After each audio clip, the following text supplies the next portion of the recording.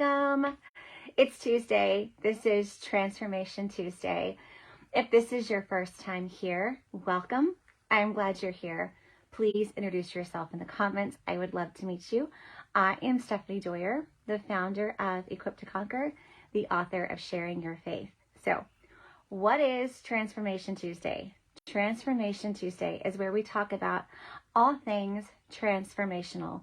Those moments in your life where you know, in part, a little piece of you is forever transformed and forever changed. And in the moment, while you may not realize the ripple effects that will have on your life, in hindsight, you see it perfectly and you understand crystal clear. You can trace it back to a certain moment where you were forever changed and things around you started to change in response to that. So what do these moments look like? We've talked about prayers. They can look like dreams. They can be moments in an instant where you hear something that somebody else says, or you hear a still small voice, and you know you are forever changed, and things will be different from then on in some way, shape, or another. We've talked about wisdom. We've talked about freedom. We've talked about leaning in and remembering the former moments of transformation, knowing and having faith that the next one is coming and it's on its way. More recently, we talked about boundaries and how they are different from feelings and how they are different from self-limiting beliefs. And last week, we talked about developing and discovering your gifts and your strengths that you may pursue your goals and your dreams. And today, we're going to talk about having some encouragement and having some encouragement in the climb. If you are one who has already discovered gifts and talents within you and you've taken the time to develop them, you know that encouragement and perseverance is extremely important along the way. So that's what we are talking about today on Transformation Tuesday. If this is not your first time here, then you know that there are 3 emojis that just light me up. It's the white heart, gives me all the warm, fuzzy feelings. The flame, it lets me know that something is resonating with you. And the glitter. I put it all in the description so that you would know which ones I was talking about. And those are my favorites. And then most recently, they have the heart. And that's now an emoji. I love that one too. So I started my comments to help get comments rolling. So, all right. At any point, if anything resonates with you, you love it, it gives you all the warm, fuzzy feelings, it lights you up, any one of those emojis will light me up. So let's get to it. So I'll start with an example and a story most recently, right? So recently we have been doing some projects around the house. Earlier this year, we swapped out the flooring in the kids' room, my daughter's room, and in the boys' room. They had some really old carpet that they did their fair share of making gross and needed to be changed out, right? So we swapped it out. We put different flooring in. And in the middle of the project, if you've ever done anything like this, then you know when you've gotten all of the old out, and maybe you haven't actually taken it all away or it hasn't all been carried away, and you can still see the remnants of what was. You can still see all the old stuff. And you're not quite ready or not quite in the place to like start putting the new fresh and clean in, you get this sense of that it's just this overwhelming sense of ugh, right? Any project, anytime before you start putting the new in because you haven't carried all the old out, you get this ugh. This happens in our personal lives. This happens in business. This happens anytime we do something around the house. In any area of your life where you've done something new, you've started something fresh, you have to get the old out first. And before all the old is out and all the fresh and new can come in, it's just like kind of that lag time where you're literally just waiting. Maybe you're waiting on materials, maybe you're waiting for timing, maybe you're waiting for somebody else, but you're in a holding cell, a holding period, and you just feel stuck. And if you don't know any better, if you haven't been trained, if you haven't worked with this before, it's really easy to stay there. It's really easy to get down on yourself. It's really easy just to like mentally spiral. And so oftentimes what you just have to do is you have to just literally leave, walk away, get out of that area, go someplace else, change your perspective, change the scenery, do something.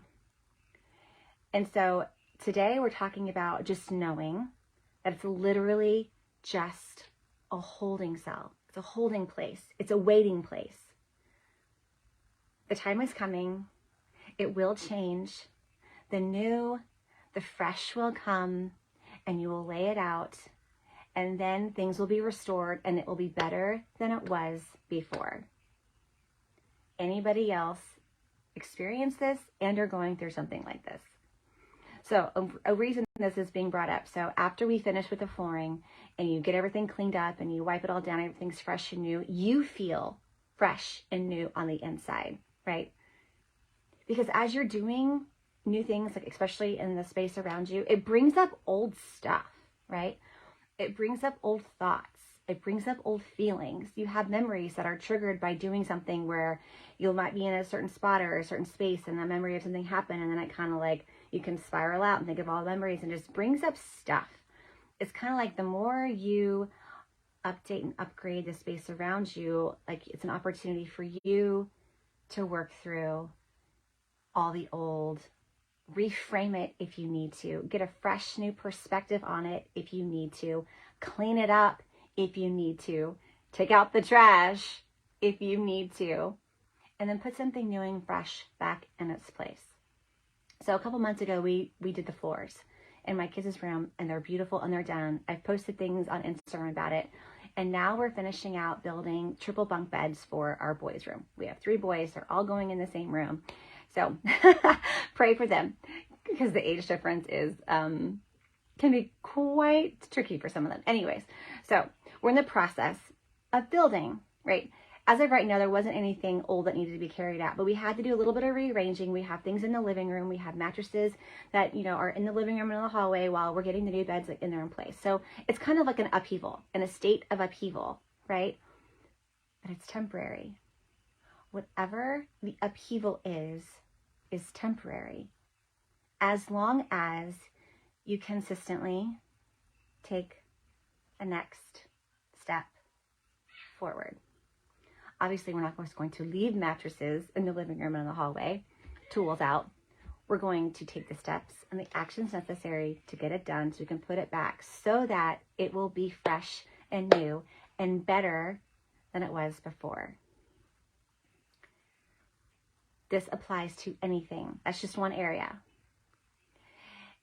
We could also have these moments when we have completed something, when we've completed the project, we've completed the thing, we've done the work, we followed through, and it's beautiful and it's amazing, and we live in this like new state of glory, right? We live in the fresh new state and we love it.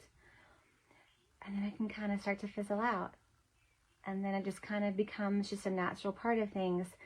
And it's almost like the state of euphoria kind of dwindles, you come back down, and you come back down to like normal everyday life.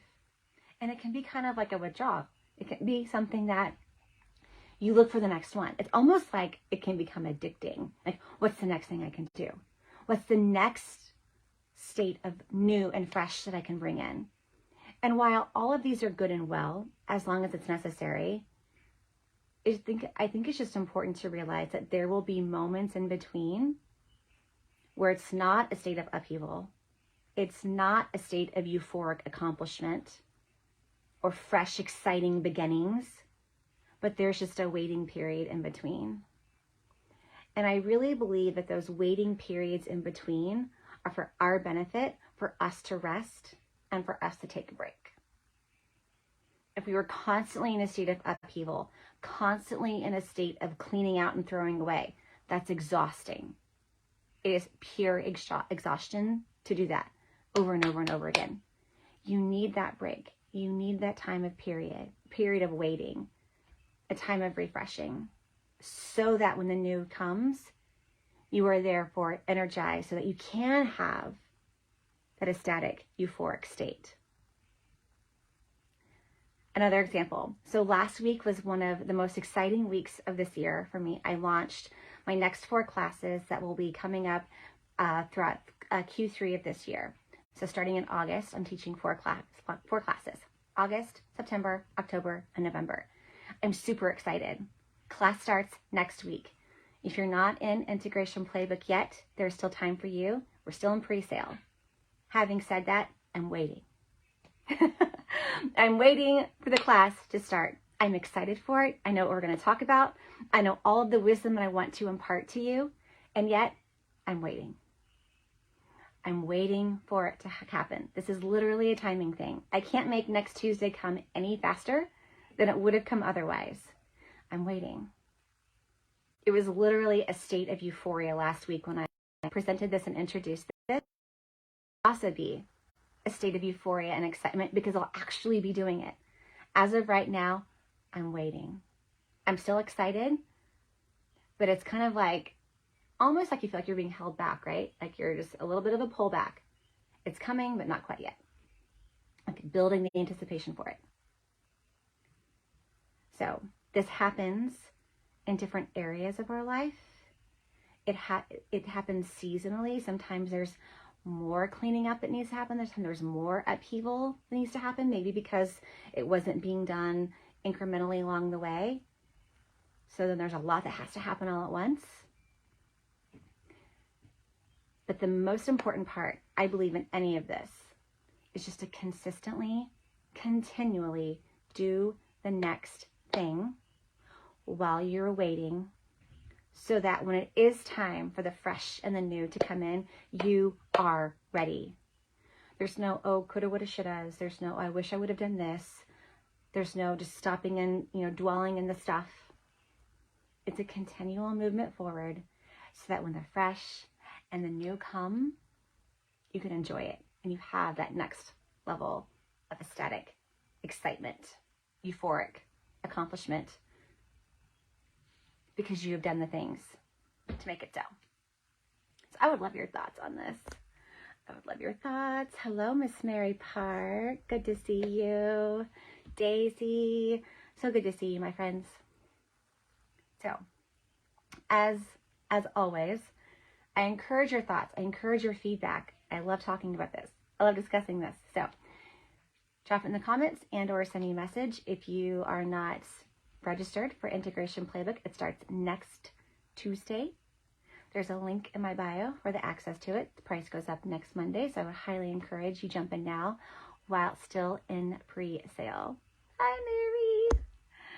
All right, that is all I have for today. I have projects to work on. we have beds that we're building. I have a class that we're getting ready for. So, in wrapping and closing, just remember, keep going. The fresh and the new is coming.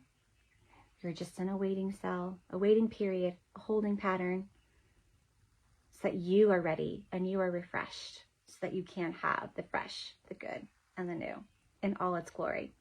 All right. Good to see you all, and I'll see you again here next week for more Transformation Tuesday.